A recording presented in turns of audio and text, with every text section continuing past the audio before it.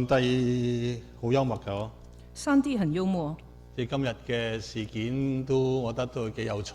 今天的事件我覺得蠻有趣的，好似佢話俾我聽，好像他告訴我，哎呀，你太長氣啦，你可能講得太多講了，太多啦。講得太長了。即係話敬拜嘅時候咧，我唔知道大家即係咩心情。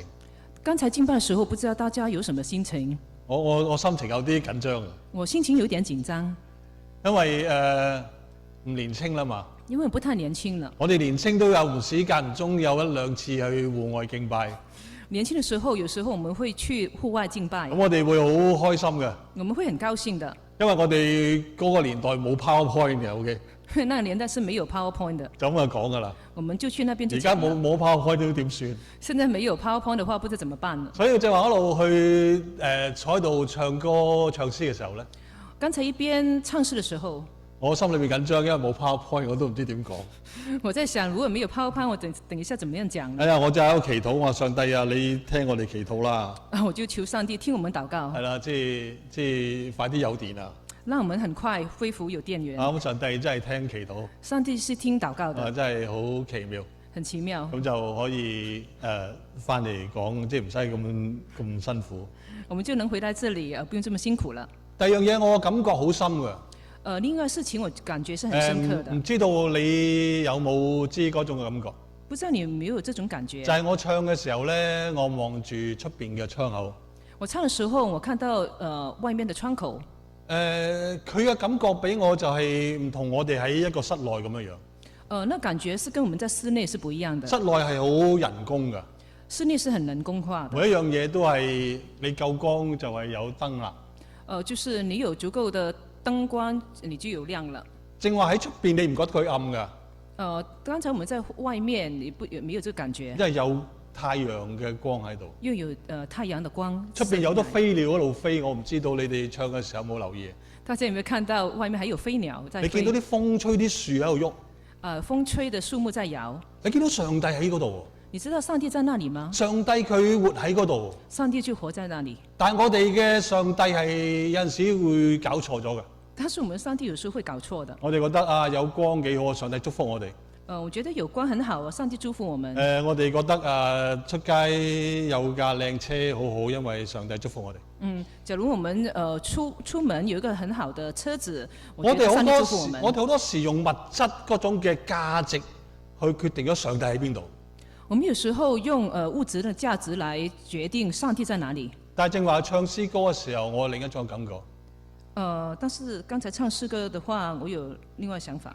就係上帝喺周圍。我認為上帝就在周圍。當我睇完咗佢哋，再睇你哋興奮到拍手掌啊，好得啦，拍手掌嘅時候咧，當我看到外面，然後看到大家在鼓掌嘅時候，我好感受到嗰種嘅同在。我感覺到那個同在。上帝喺你哋度嗰度。上帝也在我們當中。所以耶穌佢話：你哋想知道同我同在嘅話咧，你有兩個方法。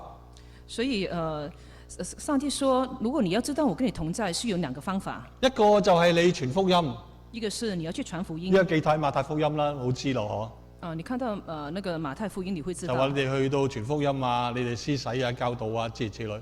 你知道他們傳福音、去施洗、去教導我就常與你哋同在，直到世界嘅末了。我就常與你們同在，直到世界的末了。第二個咧？第二呢？第二個就係喺你哋嗰度。第二就是在你們裡面。喺你嗰度。在你裡面。因為上帝，因為耶穌佢話你將你一杯涼水俾一個有需要嘅人。因為上帝說，你將一杯涼水給一些有需要的人，你就坐喺我身上。你就坐在我身上。咁知咩意思啊？這是什麼意思呢？即係佢係上帝咯。就是那人是上帝。就係你坐喺佢嘅身上。你就坐在那個人身上。彷彿上帝就係同你一齊。仿佛上帝就與你在一起。所以我哋冇群體嘅話，我哋好難去經驗上帝。所以假如沒有群體的話，我們很難去經驗上帝。所以我哋唔去做事主嘅工作，我哋亦都唔能夠經驗上帝。假如沒有去做服侍主的工作，我們也不能經歷上帝。聖經冇講過話我哋嘅富裕，我哋嘅嗰種嘅多係能夠喺裏邊能夠好經驗到上帝。聖經沒有教導我們的富裕和我們那些的豐富，不是這樣教導說上帝的祝福。反而佢話有即係聖經佢話唔好俾我太多，免得我忘記你啊。反而聖經教導我們不要給我們太多，讓我們忘記上帝。當然唔好俾我缺乏啦，因為我偷錢就羞辱你。當然也不能給我缺乏，我去偷的話，我也虧欠了上帝。所以其實我都喺度即係坐喺度喺度即係聽詩歌一齊同大家敬拜嘅時候咧，當我一邊聽詩歌與大家一起敬拜嘅時候，我感受到真係上帝要喺我哋群體裏邊去被看見。我覺得上帝要我們在群體裡面被看見，所以鼓勵大家啊，我鼓勵大家，即係我覺得呢個經驗係一個好好嘅經驗。這個經驗是很好的經驗。有啲人同我講，哎呀，佢話即係點講啊？從來未試過㗎。別人告訴我，這次的事情從來沒有發生過的。啊，佢話係咪因為你啊咁樣？是不是因為你呢？咁我唔答佢啦。我沒有回答。因為咁講，好似腳頭唔係幾好啊。好像我帶來了不幸運的事情。即係腳頭唔好，一嚟到就熄燈咁樣。就害到大家就沒有電了。好，今日因為時間唔多，所以我將個講道簡短。由於時間今天不太多，我會把我的講道縮短。所以會快一啲少啊。會快一點的。係啦。因為今日係復活節。今天是復活節。復活節我哋知道係紀念耶穌基督嘅復活。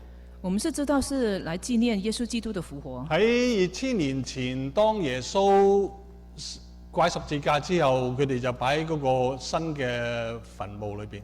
2000年前，當耶穌被釘十字架以後，他就被放在那個新的墳墓裏。咁佢哋就好趕急，所以就啲婦女就咁就做一啲香膏咁樣就擺耶穌喺裏邊。有些婦女很趕急的，就是把耶穌的身體放在那墳墓裏。所以第7日嘅第一日就有班婦女就去嗰個墳墓嗰度。七日的第一日的時候，那些婦女就去了那個墳墓。因為再要完成埋未完嘅事。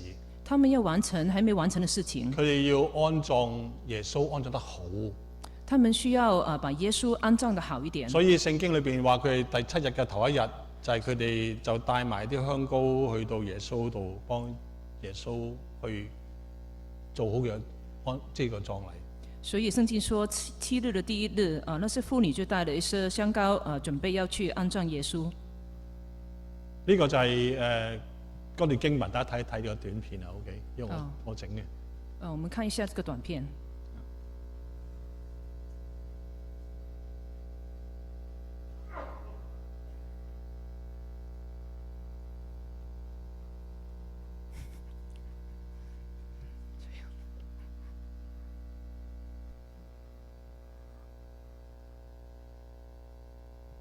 呢段經文係講緊佢哋去咗之後，佢見到哇有2個天使發光嘅人同佢哋講：啊，你哋做咩事啊？佢話。這段經文說，他們去到墳墓，有看到一個發光的天使，就問到他們做什麼。呢班婦女就去到度話：哎呀，我哋要做好我哋未完成嘅事。那是婦女說：我來要完成我們還沒完成的事情。咁嗰個2個天使就同嗰啲婦女講：那2個天使跟那個婦女講。佢話：你哋唔記得耶穌同你講嘅説話嗎？他們問：你不記得耶穌跟你們說的話嗎？佢第3日，他第3天，佢就復活啦。他會復活，所以佢唔喺個墳墓裏邊。所以他不在墳墓裏。咁班婦女就跟住就好記得耶穌講嘅説話。那是婦女忽然間想起來耶穌的話。咁佢哋就快快脆脆翻去門徒嗰度。他們趕快回到門徒那裏。咁瑪利亞就同呢班嘅跟咗耶穌好多年嘅門徒去講。瑪利亞就跟這些跟隨耶穌很久的門徒說：哇！耶穌復活咗啦，咁樣。耶穌復活了。咁樣正話見到有班門徒就喺度，即係有啲嘅即係類似爭執咁樣，有討論。你看到那些門徒好像在爭執或者討論，好混亂，好混亂。很混亂的。按住聖經講就係佢哋就覺得呢班女人隨口噏當秘笈。他們認為這些婦女是隨便亂講的。佢哋呃人他們是騙人的。邊有可能會有復活嘅事咧？咁樣怎麼可能有復活的事情呢？咁呢個就係跟咗耶穌好多年嘅人。這是就那批跟隨耶穌很久的人。咁彼得就按照聖經講，彼得就起嚟啦。按照聖經說，彼得就起來。你知道喺約翰福音都講，約翰都一齊啊。根據約翰福音，約翰也跟着一起。走啊，走到嗰個墳墓度。他們跑到墳墓去。咁佢探頭落去望一望。探頭看進去那墳墓。真係唔見到耶穌喎。真是不見了耶穌。咁佢哋就覺得好驚訝。他們覺得很驚訝。咁呢個就係嗰個嘅整個記載。就是那整個記載。喺裏邊咧，我覺得有啲嘅經文係好值得去留意。我在裡面我覺得有些經文是值得大家去留意的。就係天使提醒佢哋要記得耶穌講嘅説話。天使提醒他們說要記得耶穌所說的話。而嗰班女人就想起啦。那群的婦女，他們就想起來。呢個想起好重要。這個想起是很重要的。想起就係佢記得。想起就是記得。想起就係佢相信。想起就是相信。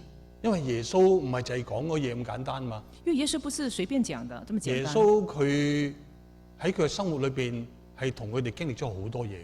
因為耶穌在生活裡面跟他們經歷很多。所以佢哋想起，我相信唔係單單想起耶穌即係按住聖經講就嗰幾次講佢即係復活。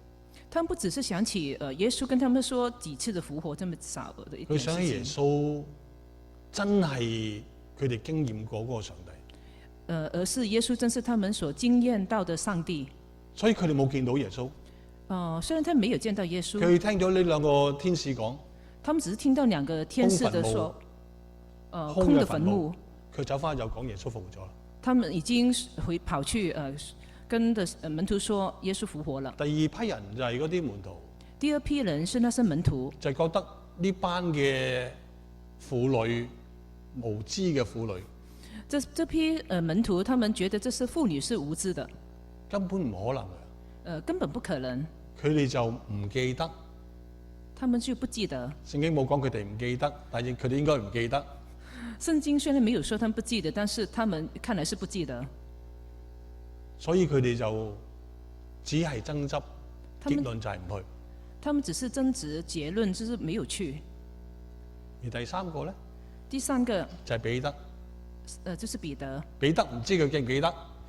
彼得不知道他記不記得這個事情。但係佢就起身就去啦。但是他起來，他去了。我覺得佢係代表愛嘅。我覺得他是代表愛。愛上帝唔需要樣樣都記得。愛上帝不是每樣事情都要記得。佢相信。他只是相信而已。佢相信上帝，即係記得佢好盼望佢真係真嘅。因為他很盼望他是真實的。因為愛所以佢去。因為他有愛，他就去。所以我一路去默想呢段經文嘅時候，我一直在默想這段經文嘅時候，就係我哋要記得，並且我哋要愛。我們要記得，並且我們要去愛。咁我哋就能夠去經驗復活嘅生命。我們就能去經驗復活的生命。呢班門徒佢哋講嘅嘢，即係冇復活㗎，你哋班婦孺咁樣講嘅嘢。這是門徒說，這些婦女是沒有復活的，你們在講這些事情。其實就好似我哋好多時，我哋都擺我哋嘅信仰喺理性裏邊去稱佢。就像我們有時候把信仰也放在那個瓶子裡，在稱，到底是不是真實的。所以我哋嘅信仰係冇神蹟嘅。所以我們信仰裡面是沒有神蹟的。我哋嘅信仰係有啲只可以用科學證明嘅事情。我們信仰變了一些只能用科學來證明的事情。跟住我哋搞唔掂啦。當我們解決不了的時候，我哋話俾人聽啊，我哋都未明白。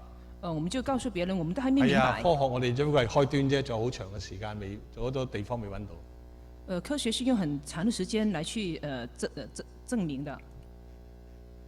我諗耶穌唔係期望我哋咁樣答嘅。我相信耶穌不是期望我們這樣回答的。耶穌期望就係我哋相信。耶穌期望我們去相信。期望我哋就喺愛裏邊去相信。是在愛裡面去相信。我哋冇辦法去證明。我們沒辦法去證明。亦都冇辦法去解釋。也沒辦法去解釋。呢個嘅呢個嘅信仰先至一個活嘅信仰。這個信仰才是一個活的信仰，因為佢有上帝嘅神蹟喺裏邊。因為它有上帝的神蹟在裡面。所以我哋要學習，真係有陣時要擺低我哋自己嘅理性。我們有時候要學習放下自己的理性，因為我哋要相信上帝真係喺度。我們要相信神真的在這裡。我哋唔需要樣樣都去解釋得清清楚楚100%咁樣。我們不用每一個事情要100%去解釋得清清楚楚的。我哋就係相信佢。我們只是相信他。呢個我諗係好重要嘅一個嘅信仰裏邊嘅情操。我覺得是這個很重要的信仰裡面的情操。我咁講，我唔係反智。這個不是反智。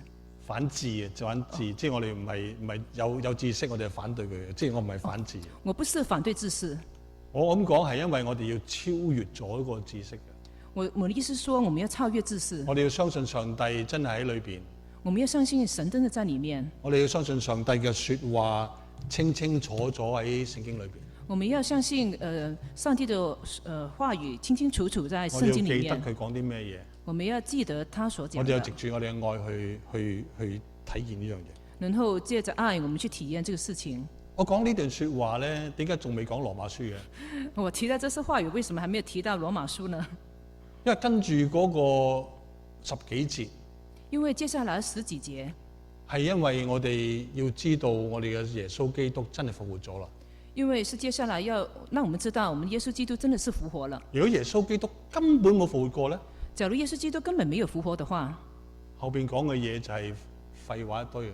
後面所講都是廢話了。就好似保羅佢話若果冇復活咧，耶穌就唔復活啦。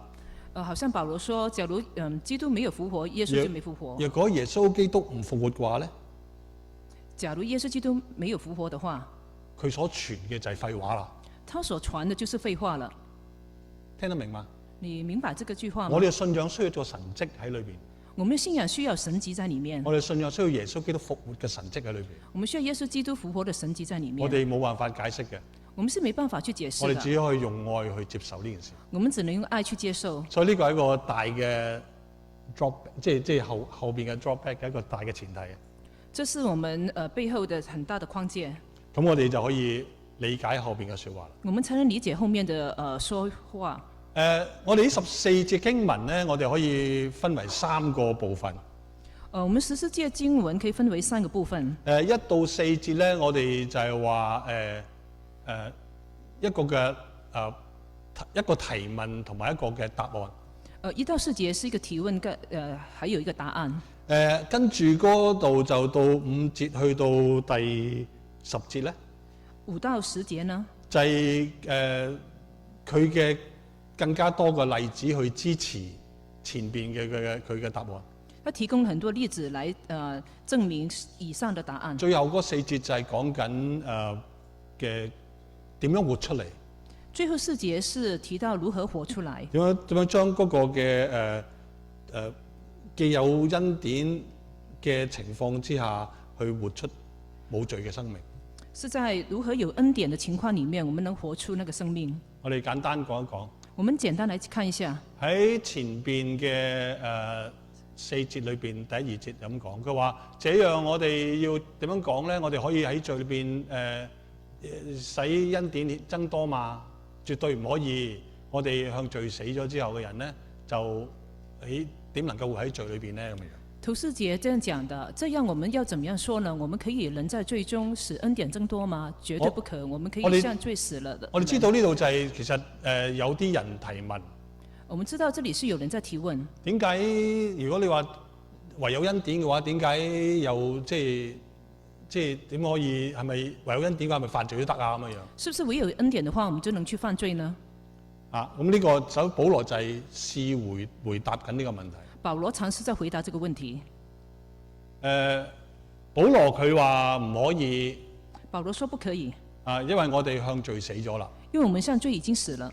向罪死咗係一個點樣嘅行動咧？向罪死是怎麼樣的行動呢？你哋要記住，即係呢度有啲 OK。向罪死咗係一次過行動嚟嘅。這是一次性的行動。即係話佢唔係今日死，聽日又死，後又死。他不是今天死，明天再死，再。即係好似我哋信主嘅時候咧。我們信主的時候，當我哋宣告我哋跟隨主耶穌基督嘅時候咧，我們宣告我們跟隨主的時候，我哋同時就向罪死咗啦。我們已經向罪死了。我哋唔係話今日向罪死咗，聽日我哋又犯罪，後日我就向罪死多次咁啊，即係唔係咁樣樣。我們不是說今天向罪死，明天又再犯罪，後天又是再重複這個過程。我哋點解會知道係一次過？我們怎麼知道這是一次性的呢？係因為文法嘅使用嘅問題，即係個希臘文嗰個字嘅問題。因為這希臘文的文法的使用的但係撇開嗰個樣嘢咧，這是撇開這個不講。我哋睇第8節咧，其實都有咁樣講法過。我們看第8節有同樣的說法。第8節就係講佢話耶穌基督一次過死咗之後，咁就完咗啦件事。第8節說耶穌基督一次死了以後就完結，嗰個結束了。死嗰個字咧，那個死那個字，同埋呢個向罪死呢個行動嗰個字咧，跟着這個向罪死這個行動的字，係同一個 tense 嚟嘅，同一個 tense 係咪？時態是同一個時態，即係一個嘅 tense 同一個時態嚟。所以講緊嗰個死，耶穌死一次。我們講到耶穌死了一次，我哋喺向罪死嘅死一次。我們要向罪死一次。所以我哋被稱為聖徒啊。所以我們被稱為聖徒。聖徒唔係因為我哋做得幾咁神聖。聖徒不是說我們多麼神聖，就係因為我哋同基督死咗。只是因為我們跟基督一起死了。上帝看我哋係聖徒。上帝看我們為聖徒。明嗎？所以呢個有啲抽象嘅。是否有點抽象？我哋再睇深少少。我們再看深入一點。嗰度佢話向罪死，其實就係指到你唔再成為罪嘅奴隸。我們說向罪死，就是代表我們不做罪的奴隸。喺呢個嘅6章10節裏邊，在6章16節裡面，佢話你哋要知道你哋即係做邊個嘅奴隸嘅時候，你要跟住邊一個。假如你是屬於誰的奴隸的話，你就屬於跟隨那個人。所以耶穌基督所以保羅佢話我哋向罪死咗啦。所以保羅說我們向罪死了，我哋就再唔屬於罪啦。我們就不再屬於罪。如果喺我哋生命裏面咩意思咧？在我們生命裡面什麼意思呢？就係你哋嘅生命，我嘅生命。就是你的生命跟我的生命。我哋可以選擇跟隨或者唔跟隨。我們可以選擇跟隨或者不跟隨。我哋一個自由嘅人。我們是個自由人。呢個自由就係向罪可以 say no。我們就可以向罪 say no。呢個係我哋自己選擇。是我們的選擇。所以當我哋犯罪或做唔好嘅時候咧，當我們犯罪或者做不好的時候，我哋就唔可以話我哋即係 OK， 即係話我哋話唔關我事。不能說我能接受自己，這個不關我的事情。呢個係你嘅選擇嚟。這是你的選擇。跟住我哋睇埋去跟住嗰2節。我們再看以下那2節。嗰度講話我哋受洗歸入基督，咩意思咧？這裡提到我們受洗歸入基督，什麼意思呢？歸入嘅意思就係話我哋轉喺佢名下。歸入就是轉到他名下。就係話我哋好似我哋去銀行咁樣樣。好像我們去銀行一樣。我將一啲錢去轉喺呢個人名下裏邊。就是我轉了錢歸了那個人的名下。所以當我哋話我哋即係受完洗喺恩典之中嘅時候咧，當我們受洗說我們歸入恩典之中嘅時候，我哋就係喺上帝嘅名下。我們就在上帝的名下。所以你就明點解前面講我哋向罪死嘅意思啊？所以剛才你明白，我們要向罪死。但係我哋再唔係屬於罪啦。因為我們不屬於罪的。我哋嘅生命係新嘅生命。我們是有新的生命。我哋歸入喺耶穌基督嘅死裏邊。我們歸入耶穌基督的死裡面。呢個就係我哋歸喺耶穌基督嘅死嗰度。就是我們歸入耶穌基督死裡面。所以話喺我哋歸咗佢死之後咧，我哋所做嘅一切咧，我哋就有一個新嘅樣子，新嘅即係新嘅人咁樣樣。所以我們歸入他名下以後，我們的生命就有新的樣式，好像他一樣。係啦，咁呢個嘅按住保羅意思咧？按照保羅的意思，呢個唔係我哋努力嘅結果嚟嘅。這個不是我們努力的結果。呢個係我哋隨之而嚟嘅嗰種嘅能力。這是隨之而來的能力。我講你明白。我再解釋一下。耶穌基督佢升天之前，佢點同我哋講？耶穌基督升天之前如何跟我們講？佢話我離開係對你哋有益處㗎。他說我離開是對你們有益處的。我唔離開聖靈就唔會嚟啊。假如不離開聖靈就不會來。聖靈嚟到之後咧，佢就會為罪、為義、為審判責備我哋。聖靈來的，他會為罪、為義、為審判來。聖靈嚟到之後咧，佢會帶我哋進入真理裏邊。他會帶我們進入真理裡面。所以呢個嘅新嘅生命係點樣樣嘅咧？這個新的生命是怎麼樣的呢？你自然你就會去學習去選擇新嘅樣式。你會自然去選擇新的樣式。所以一個好自然嘅過程嚟嘅。這是很自然的過程。所以你要去學習去聆聽聖靈嘅聲音。所以我們要學習去聆聽聖靈的聲音。唔好即係好似跟翻以前咁樣生活嘅態度。不能跟隨以往你生活的態度。因為聖靈已經喺你哋裏邊啦。因為聖靈在我們裡面。所以我哋嘅生命可以一個新嘅樣式。我們的生命就有新的樣式。呢度講到嗰個新生咧。這裡提到新生。佢其實係當然講一個新嘅嘢啦。當然是新的東西。其實更加重要，佢講緊係比舊嗰個更加好。更重要是比舊的更好。呢個就好似我哋唔係即係唔係我哋換咗嘅零件咁樣樣。不是我們換了一個零件。我哋直頭換咗個人。我們換了一個新人。而呢個人係比舊嗰個好嘅。這個人是比以前更好。即係呢個我哋難明白㗎。這個可能你很難明白。以前嘅雪櫃用20年都未壞。以前的冰箱用了20年還沒壞。而家雪櫃用3年就會換啦。現在的冰箱用3年就壞了。好難明。我也不明白。不過咧，如果你再想翻，即係我細個嘅時候咧。但是我在想，我小時候了。我哋細個我細個可能其他啲比我年長啲嘅可能更加苦。我哋新衫咧1年1套嘅最多。以前那個年代，我要得到新的衣服是1年才有一次。所以新年好開心，因為有一套新衫。OK。等到新年才有一套新衣服。我哋冇得日日換㗎。我們沒有定造。所以我哋而家人就好難明。但係如果你從以前嗰個理解咧，就係話，以前你哇做到磨到穿咗，踢波整大膝頭哥，我哋啲膝頭哥踢波成日跌㗎嘛，咪補到冇得補啦，即係媽咪都費事補啦。咁我要等新年啦，新年就換個新嘅俾你。嗯哼，呢個就係我未翻嚟。可能大家覺得很難明白那時候怎麼樣生活的。假如我踢足球，我的球就是我破了我的褲子破了洞，我要等到新年才能換一套新的褲子的。呢個所以佢講緊你個新嘅比舊嗰個好好多㗎。這個在講的是新的比以前舊的是好很多的。所以呢個新生命係講緊嗰種嘅美好啊。這新生命是講那種的美好。咁喺腓立比書都有講新舊嗰樣嘢。腓立比書也提到新跟舊這個事情。咁呢個唔講啦。我就不在這裡再詳細講。但基本上有一樣嘢你要記住。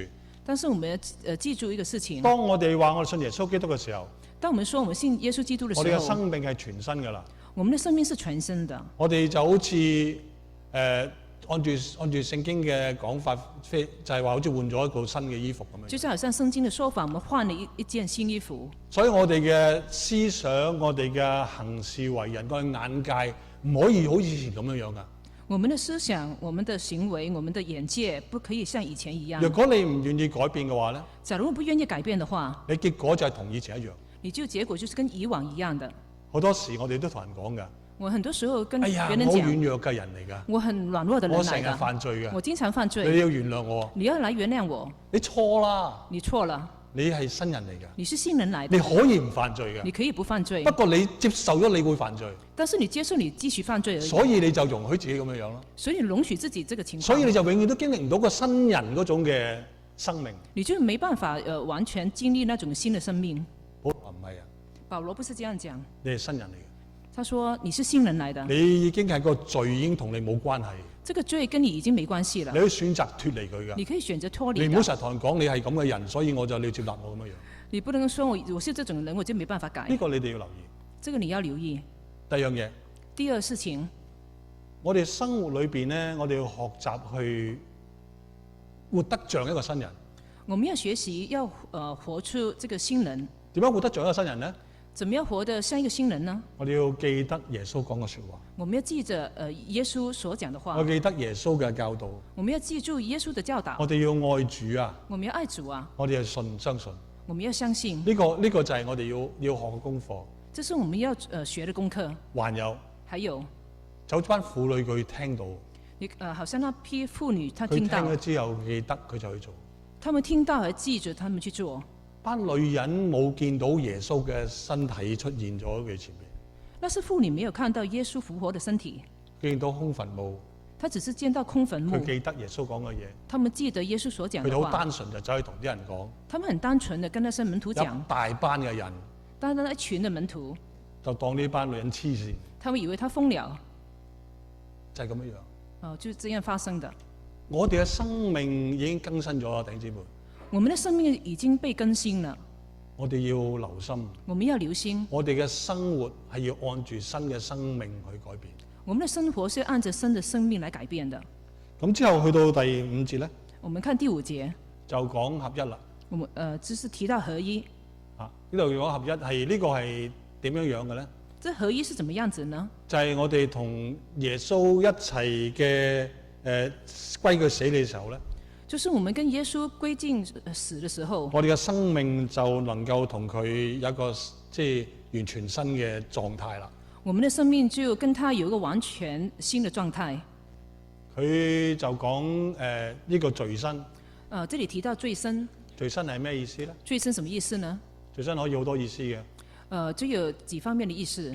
就係呢度講邪情私欲啦、老我啦，或者體貼肉體嘅事。就是邪情私欲、老我、體貼肉體的事。我一路都覺得嘅。我覺得。我哋唔係話信咗主之後，我哋就能夠可以好多樣嘢都改變。我們不是說信了主，很多事情我們就能去改變的。我哋嘅生活還係需要去努力嘅。我們的生活還要去努力的。正話以弗所書裏邊呢，以弗所書提到佢有個新我舊我。有一個新我舊我。喺希臘文嘅 grammar 裏邊咧，在希臘文的文化裡，呢個都係一次過嘅行動嚟。這是一次性的行動。就係我哋將舊我換咗個新我。就是把舊我換了一個新我。而中間嗰個更新咧，中間那個更新呢，就係講緊係持續性去做。那個更新是持續性的來進行的。就彷彿俾我哋覺得就好似我哋要成聖嗰個過程。就是好像我們成聖的過程。所以我哋依然係好多嘅舊我嗰種嘅阻滯。我們有很多舊我的就是攔阻。所以你一路讀落去嘅時候咧，今日唔講啦，第7、第8章度講保羅嗰種嘅掙扎。今天我們不能講，但是繼續讀得下去，你看到第7、第8章會看到保羅的掙扎。咁嗰個我哋都需要去明白嘅。我們也需要去明白的。但係嗰樣嘢唔係影響我哋。但是那個不應該影響我們的。保羅最收尾佢話聖靈，哎呀，我真係苦啊！邊個救我脫離呢個咁嘅苦難裏邊呢？佢話。保羅說：我真是苦了，誰能救我脫離這個？跟住佢話：感謝有聖靈喺度啊！他說：感謝有聖靈在我裡面。所以保羅話俾我哋聽。所以保羅告訴我們：原來聖靈喺我哋當中。原來聖靈在我們當中。去幫助我哋經過我哋嘅生命裏邊嘅嗰種嘅痛苦。來幫助我們經歷生命裡面各種嘅痛苦。你覺得好得意㗎？你覺得會很有趣？保羅嘅苦難係啲乜嘢？保羅的苦難是什麼？當然佢受苦難啦，又俾人打幾多棍啊咁樣樣啦。他當然是受很多苦難，好像被打。但係你要留意一樣嘢。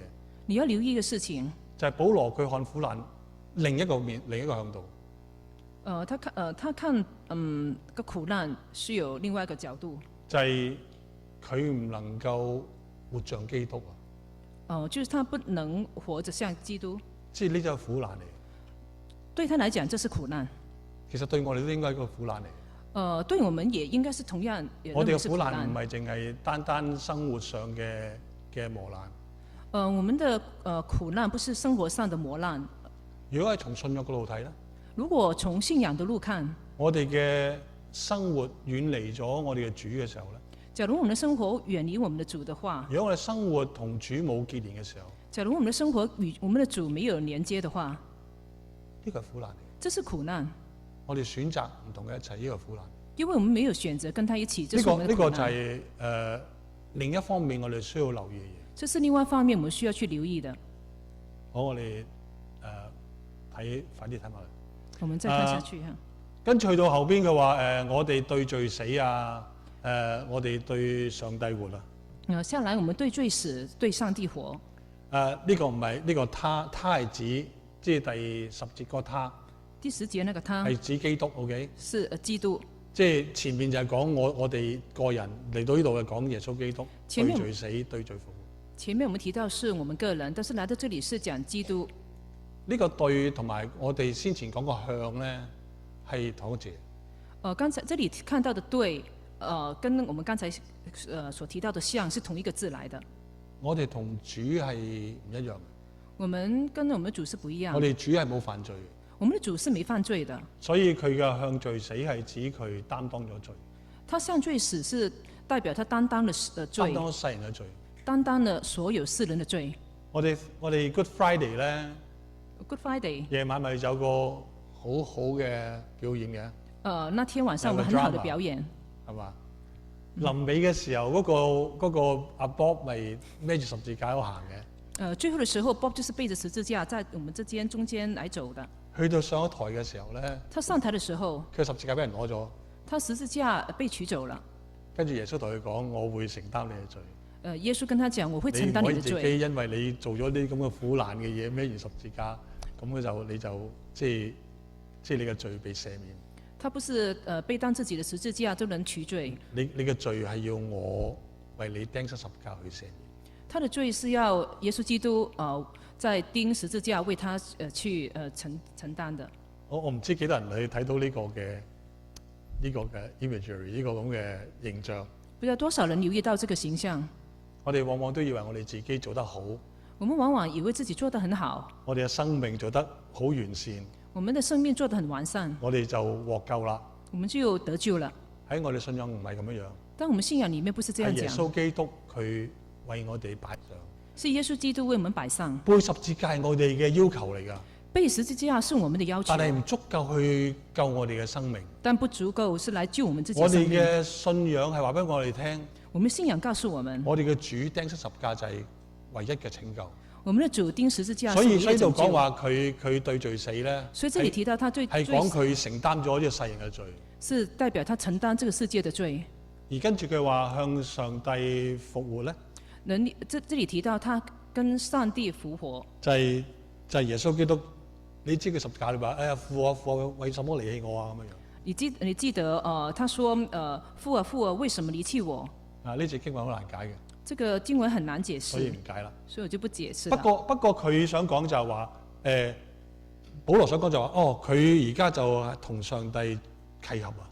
這裡保羅說，他現在與上帝契合了。契合係互通嘅意思啊。契合是代表互通的意思。就係我好清楚你，你好清楚我。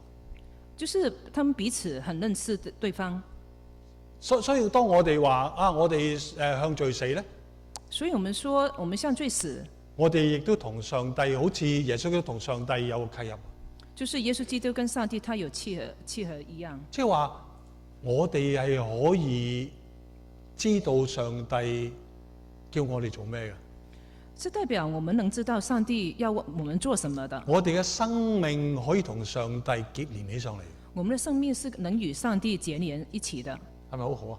是不是很好呢？即係呢個就係當你話你擺上自己跟隨耶穌嘅時候，就是當我們說我們擺上自己跟隨耶穌的時候，你就可以學習去同上帝溝通，去明白佢。你就可以明白跟學習與上帝溝通。我哋基督徒生命咧，我們基督徒的生命最重要係乜嘢？你知唔知道？最重要是什麼呢？最重要就係你知唔知道上帝想你做啲咩啊？你是否知道上帝要你做什麼？你最重要就係你知唔知道上帝要你點樣跟隨佢？你知道上帝要如何你跟隨他嗎？唔係你有幾多成就，不是你有多少的成就，唔係你做幾多嘢，不是你幹了多少什麼事情，唔係你喺生活裏邊點樣去俾人哋讚啊嘛？不是說生命裡面你被稱讚，我哋覺得好重要啊呢啲嘢。我們覺得這是很重要，其實唔係，但是不是。如果我哋信仰係真實嘅話，假如我們信仰是真實的話，我哋要問嘅，每一日都要問。我們每一天要問上帝想我點啊？上帝，你要我做什麼？我願意跟隨你。我願意跟隨你。所以我有一次講個詩歌咩？我行到前邊，上帝你跟住我，我安全。上次我們唱嘅詩歌，提到我們跟隨耶穌，我覺得很安全。聖經講嘅就話我哋跟隨佢啊。聖經所說的是我們要跟隨他。我哋就要跟隨耶穌基督去走我嘅路。我們要跟隨耶穌基督走那條路。所以無論每一次嘅決定，每一次嘅想法，無論每一次的決定，每一次的想法，或者每一次生活裏邊嘅事情，或者每一件生活裡面的事情，我哋要問，我們要問，你想我點？上帝，神啊，你要我怎麼樣做？聖經話俾我哋聽，我哋就可以藉住我哋呢個復活嘅生命，同上帝有契合。聖經告訴我們能借着這復活的生命與上帝有團契。呢個就係保羅想講嘅嘢。這是保羅想說的。好啦，我哋差唔多結尾啦。我們來到快一個結束了。呢度講到我哋嘅即係嗰個所以不要讓罪喺你哋必死嘅生活裏邊掌權。這裡提到不要讓罪在我們必死的身上掌權。呢個嘅必死其實講個好短暫。必死其實是很短暫的。但係好似我哋嘅生活成日覺得即係好永遠㗎，係嘛？所以你不斷要擁有好多嘢。但是我們覺得我們的生活好像永遠，所以我們必須要擁有更多。但係你知道好多嘢都好短暫。但是你知道很多事情都很短暫的。保羅想話俾我聽。這是保羅想告訴我們的。跟住佢話使你哋喺順從，即係罪就使到你哋即係順從呢個身體嘅私慾。罪使我們順從身體的私慾。咁呢個加太書講一大紮嘅。加利太書提了很多。咁我就分咗類嘅。我把它分類了。係啦，我就分咗有4類。我分了4類。有啲係性嘅罪。有些是性的罪。宗教嘅罪。宗教的罪。有啲人際關係嘅罪。人際關係的罪。生活嘅罪。生活的罪。所以我哋人生好多面向。我們生命是很多面向的。我哋都可以有罪嘅原因。我們都有罪的原因的。我哋唔係單一嘅。我們不是單一。所以需要留心，其實我哋就係喺呢啲嘅罪嘅嗰種嘅張力裏邊。我們要留心，我們就在這罪的張力裡面。我哋去活我哋嘅生命。我們活我們的生命。好，最後啦。最後。佢話我哋將身體獻俾上帝。這裡提到我們將我們身體獻上上帝。其實呢度有2個嘅獻嘅。這裡有2個獻。一個獻就係獻俾，就係獻咗保羅叫我哋唔好再將我哋嘅生命獻俾罪。第一個是保羅叫我們的生命不要獻給罪。第二個咧就係嘅獻就係話我哋要獻俾我哋嘅上帝。第二個獻是把生命獻給上帝。呢個獻咧，第一個獻同埋第二個獻係唔同 grammar 嘅。第一個獻跟第二個獻的那個文法是不一樣的。第一個獻係我哋以前係獻俾罪嘅。第一個獻是以往我們的是獻給罪的。但係保羅就話從今開始你就唔可以再獻啦。但是從今開始你就不能再做了。第二個獻俾上帝嗰個獻呢？但是獻給上帝那個獻呢？就係話俾我聽，而家就開始要獻啦。是代表一個開始，現在可以開始做。所以呢兩個獻係唔同嘅獻嚟。這2個獻是不一樣的。不過呢兩個獻都係同時都係一個命令嘅詞句嚟。但是這2個獻都是一個命令的詞句。就係保羅佢話俾我哋聽，我哋要獻，不過我哋以往做嘅嘢同而家做嘅嘢唔一樣。保羅說我們都要獻，但是以往做的跟以後要做的是不一樣的。我覺得呢個好重要嘅。這個是很重要的。如果你發現你嘅生命跟以前冇乜分別嘅話咧，假如你覺得你的生命跟以往是沒有區別的話，咁你就唔係獻俾上帝。即係你沒有獻給上帝了。即係如果你有日行下街，即係人哋問你你同人講我信咗主啦咁樣。假如你在走路的時候，你跟別人講我信主啦，人哋話都同以前差唔多嘅咁樣。人家說你跟以前沒有區別啊。咁即係冇獻啦。這肯定就沒有獻。知唔知啊？呢個獻係咁嘅意思，即係你以前就獻俾嗰個嘅，你做嘢跟以前嘅。這個獻是可能以往的獻你是就是給罪的啊。而家就唔可以啦。但是現在開始不應該這樣了。所以我哋要知道我哋生命係咪真係改變咗？我們要知道我們生命是否有改變。所以當我哋話我哋因信稱義呢個真實嘅。所以我們說我們因信稱義是真實的。但更加重要就係你嘅生命都要改變。但是最重要是你的生命是否有改變。好啦，我停喺呢度啦。我們就停在這裡。我哋少少嘅總結。做一個小小的總結。就係我哋嘅生命已經交俾上帝啦。是我們的生命已經交給上帝。我哋嘅生命可以選擇做惡或者做善。我們的生命可以選擇做惡或者做善。保羅同我哋講，唔可以做錯惡，只可以做善。保羅告訴我們不能從罪了，我們要所以做善。唔可以話俾你聽，所以我們不能告訴別人，我係個罪人，所以我犯罪應該。我是個罪人，所以我繼續犯罪。我哋唔可以咁樣樣。我們不能這樣做。我哋要因為自己係基督徒，所以我哋唔好再犯罪。我們要因為自己是基督徒，不能再犯罪。好，我哋祈禱。我們來禱告。主啊，我哋感恩。主，我們感恩。因為主啊，你就係嗰個滿有慈愛嗰個上帝。因為主，你是滿有慈愛那個上帝。我願你幫助我哋。我願你幫助我們。教導我哋去聽聖靈嘅聲音。教導我們聽聖靈的聲音。好叫我哋能夠跟住你嘅步伐去行。教導我們跟隨你的步伐。叫我哋跟隨你。跟隨你。叫我哋生命去榮耀你。讓我們的生命來榮耀你。主啊，我哋求你憐憫。主，我們求你憐憫。因為我哋的確係軟弱嘅。的確，我們是軟弱的。你知道嘅。你知道。所以我就求你賜我哋能力去勝過。我們就求你賜我們能力來勝過。賜我哋足夠嘅信心。賜我們足夠的信心。去榮耀主你嘅名。去榮耀你。聽我哋祈禱。聽我們禱告。係奉我哋主耶穌基督得勝嘅名字。是奉我們主耶穌得勝的名字。阿門。阿門。